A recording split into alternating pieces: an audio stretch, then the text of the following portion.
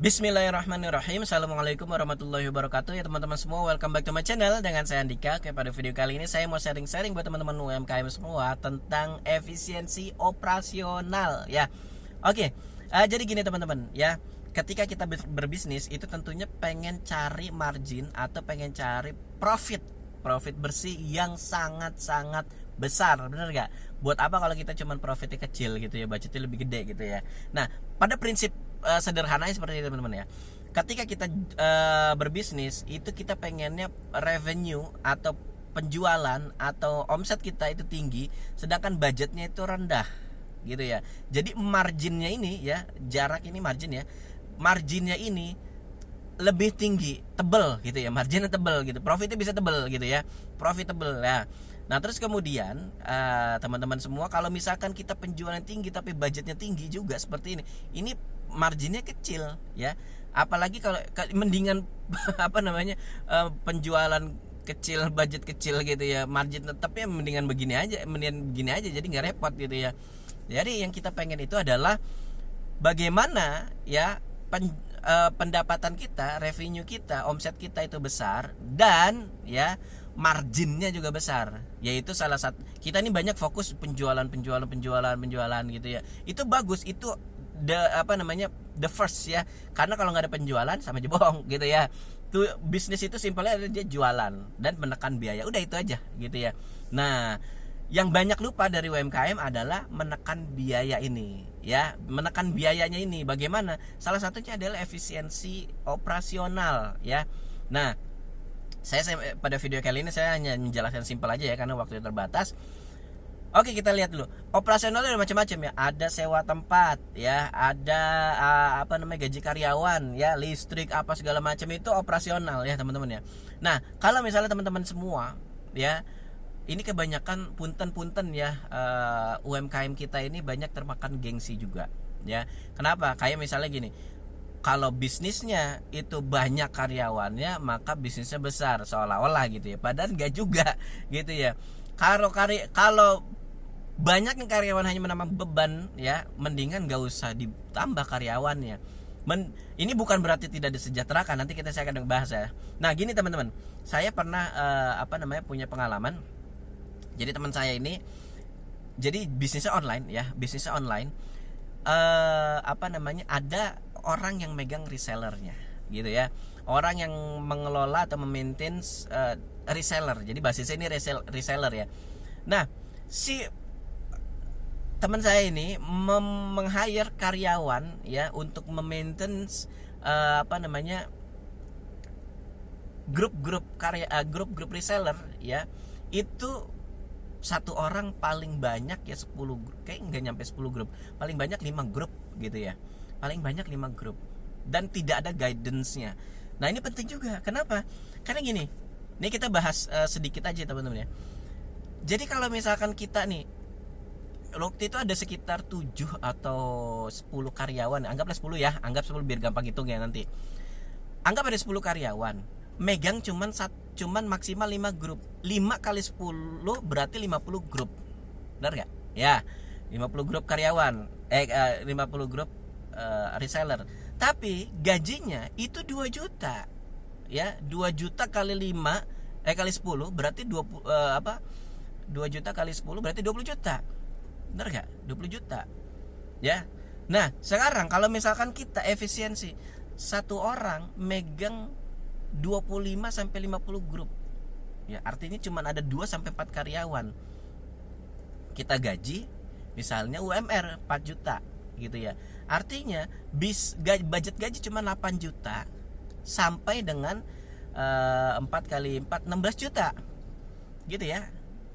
Efisiensi mana? Lebih hemat mana gitu. Nah, itu ya teman-teman ya. Dan nanti di guide ada job desk-nya. Jadi harus ada KPI-nya, ada job desk-nya gitu ya. Job desk-nya apa? Nah, ini enggak ada.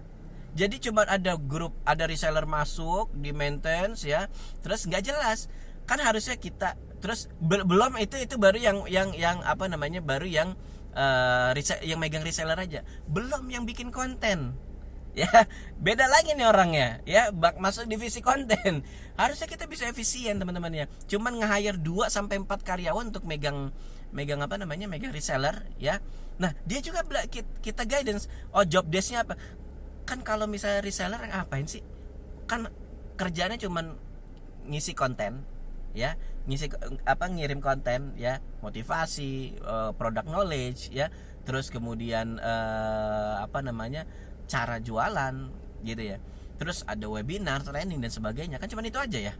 Itu kenapa harus dikerjakan 10 orang kalau bisa cuma 2 orang 4 orang gitu ya. Dan itu kita apa namanya, kita guidance. Pokoknya job desknya bikin konten, pertama konten harian, kedua apa namanya, ngadain training atau ngadain webinar untuk pelatihan reseller. Nah ketiga ya, apa namanya, ngerekrut misalnya gitu ya. Nah, atau kalau ngerekrut beda lagi nggak apa-apa gitu ya, karena ada juga bagian ngerekrut. Kalau ngerekrut beda lagi nggak apa-apa, karena itu nanti kan cuma 1 orang aja, karena dia yang untuk mendatangkan traffic gitu ya. Nah balik lagi ke sini, terus bikin konten ya, ngadain webinar ya, terus kemudian juga apa namanya, bikin apa namanya, memotivasi dan sebagainya gitu ya. Kan mudah itu ya, konten tinggal share set ya, 1 orang bisa ngirim ke 50 grup, bisa kan ya, 8 jam kerja sehari itu bisa kan, ngirim konten ke 50 grup kan, tinggal nge-share aja 10 kali ngirim ya, 50 grup, iya nggak? Nah itu teman-teman ya, jawabin pertanyaan reseller apa segala macam ya. Nah bolehlah 4 orang, ada admin juga gitu, jadi 1 orang megang, 2 orang megang 50 grup yang sama gitu ya. Jadi ada admin, ada yang maintenance gitu ya, jadi 2 kelompok gitu ya. Nah itu efisien kan, kita menggaji tadi, bedanya tadi 20 juta dengan 16 juta, beda, hemat 4 juta. Belum lagi nanti kalau karyawan itu apa namanya, ada yang namanya tunjangan ya. Nah itu perusahaan juga harus ngeluarin tunjangan, lebaran ya, hari raya dan sebagainya gitu. Terus kemudian uang makan dan sebagainya, itu lebih hemat lagi. Kalau tadi misal uang makan misal 500 ribu, 500 kali 10 udah 5 juta. Ini cuman kali 4 ya, cuman 2 juta, hebat gak tuh? Gitu teman-teman ya, itu namanya efisiensi, salah satu bagian ya, salah satu sedikit daripada efisiensi operasional contohnya ya. Nah yang pertama tadi efisiensi bagi pengusaha ya. Yang kedua, kesejahteraan bagi karyawan. Ya sekarang gini, kalau karyawan dikasih gaji UMR dibandingin tadi digaji, kan UMKM kan kebanyakan masalah momoknya adalah gaji, benar nggak, persoalannya gaji gitu. Nah gaji pertama karyawan sejahtera, gajinya UMR 4 juta ya, ya dia nggak mikirin yang lain-lain, bener nggak?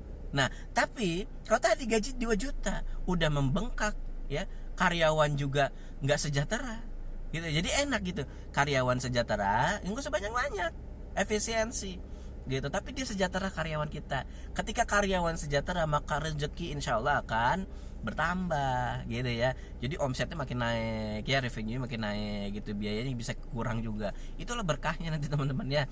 Nah balik lagi, jadi itu efisiensi penting banget. Ini banyak banget terjadi kebocoran. Salah satu juga apa namanya, salah satunya misalnya kayak apa namanya, sewa tempat ya. Sekarang zaman online banyak banget, kayak saya pribadi ini apa namanya, kita nggak terlalu banyak sewa tempat yang apa namanya, yang harus kantor-ngantor gitu ya. Kita banyak online gitu teman-teman ya.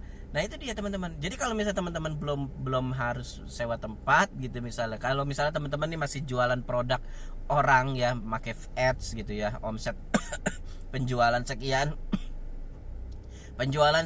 ya dari ads, terus kemudian apa namanya, nggak perlu ngantor, itu nggak perlu sewa kantor, paling sewa gudang. Oke, kalau misalkan perlu sewa gudang lebih efisien, kenapa enggak, daripada teman-teman sewa tempat untuk gudang gitu ya. Beda sewa gudang kan, sama-sama sewa tempat gudang dengan sewa gudang apa, sewa gudang inilah gitu. Nah beda sewa tempat. Kalau sewa tempat misalnya, sewa tempat ternyata 40 juta ya untuk satu ruko segala macam. Nah kalau yang sewa gudang paling cuma berapa, 5.000 gitu kan per pieces atau berapa gitu ya. Nah itu dia teman-teman ya. Jadi efisiensinya di sini ya sangat penting banget. Karena apa tadi, untuk menaikkan penghasilan dan menurunkan biaya sehingga marginnya lebih besar gitu ya. Semoga bermanfaat buat teman-teman semua. Kalau misalnya ada yang mau ditanyain atau ada yang mau didiskusikan, silakan chat di kolom komentar. Wassalamualaikum warahmatullahi wabarakatuh.